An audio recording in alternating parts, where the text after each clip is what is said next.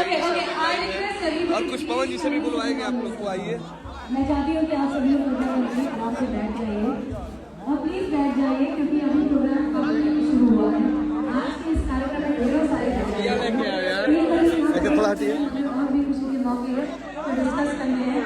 और मुझे बताने बहुत खुशी की बात है कि जब ये पूरी तैयारियों के बाद 2 घंटे लगा के सब प्लान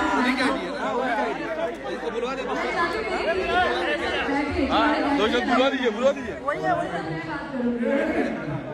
एक मिनट भैया, अरे टेबल पे तो मत आओ। अरे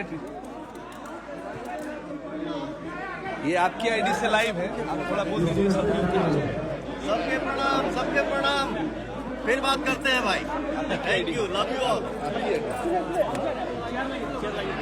पवन जी की आईडी से है, आपकी आईडी है, मेरा आईडी है। ये देखिए हमारे बड़े भैया विनीत भैया, हमारे बड़े भैया सुशील भैया आशीर्वाद देने के लिए हमको आए हैं।